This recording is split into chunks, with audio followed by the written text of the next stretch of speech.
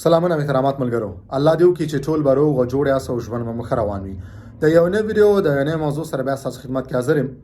ملګرو، د په تېره شوې ویډیو کې تاسو ته ما د پناه غوښتنې د ادارې د پروسې په اړه باندې تاسو ته معلومات درکړي وو.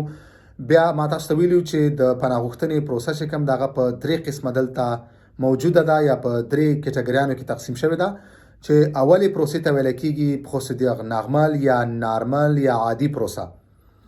د هغې په اړه باندې تاسو ته ما تفصیلي معلومات درکړي وو چې دغه پروسه څه ته ویل کېږي، دغه پروسې لاندې تاسو سره کوم کومک کېدلی شي، دغه پروسه کې تاسو څنګه راتللی شئ او په کوم دلیل راتللی شئ. اوس غواړم چې تاسو سره دویم کوم قسم پروسه د هغې په اړه تاسو ته معلومات درکړم. دویم قسم کې موږ سره پروسیدور اکسلري یا چټکه پروسه چې ورته ویل کېږي هغه موږ سره ده. دغه پروسه تاسو دپاره ښه پروسه نه ګڼلی کېږي، ځکه په دې پروسې کې چې هر کله تاسو راشئ ستاسو د دوسیې څېړلو دپاره تاسو سره کافي یا ډیر وخت نه وي.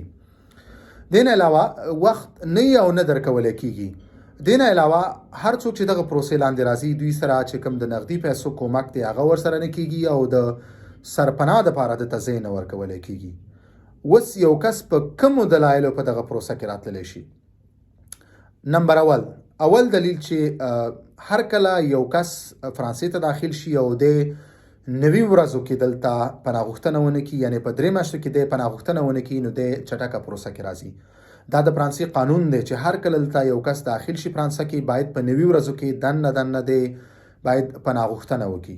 که چیرې دی نه کوي نو د قانون ماتوي او غیر قانوني کار کوي، او دغه غیر قانوني کار کولو د وجې د قانون ماتولو د وجې د په چټکه پروسه کې داخليږي.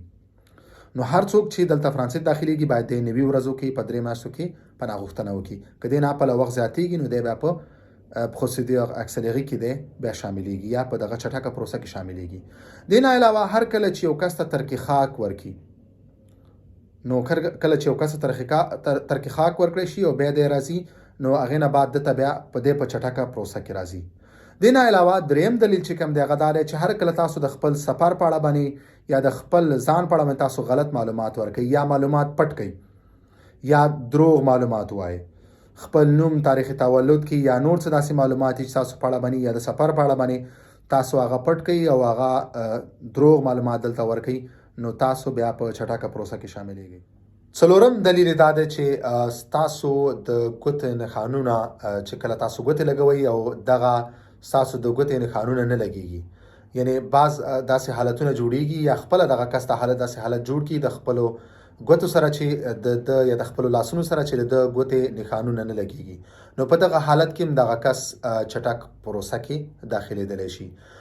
دې نه علاوه پنځم چې کوم دلیل موږ سره دی هغه دی چې هر کله یو کس دلته ازیل وکړي یا پناه غوښتنه وکړي او هغې د پاسه دی بیا پناه غوښتنه وکړي، نو دی بیا په چټکه پروسه یا پروسیدور اکسلري کې راځي. نو دا د دویم قسم پروسې چې کوم دلایلو په دغه دلایلو باندې تاسو په چټکه پروسه کې شاملېدلی شئ. لکه څنګه چې ما د ویډیو په سر کې ویلي، دا ستاسو دپاره دغه پروسه ښه پروسه نه ګڼلی کېږي. بدبختانه دلته بعضې افغانان دي چې هغه دغه پروسې دپاره ډېر خوشحالېږي چې زه په پروسیدور اکسلري کې راغلی یم او ما اکسلري ریسیپي اخیستې ده، ولې دا ستاسو دپاره ښه پروسه نه ده، دا ستاسو دپاره نقصان کوي. دا یو چټکه پروسه ده.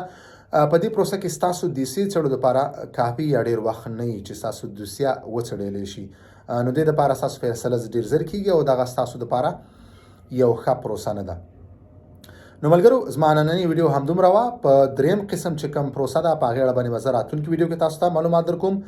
که ستاسو هر څنګه پوښتنه لرئ خپله پوښتنه تاسو دلته په یوټیوب چینل په کمنټ سیکشن کې خپله پوښتنه پرېښودلی شئ. انشاءالله په خپل وخت به زه ستاسو د پوښتنې جواب در کوم. نو مننه ملګرو، په مخامخه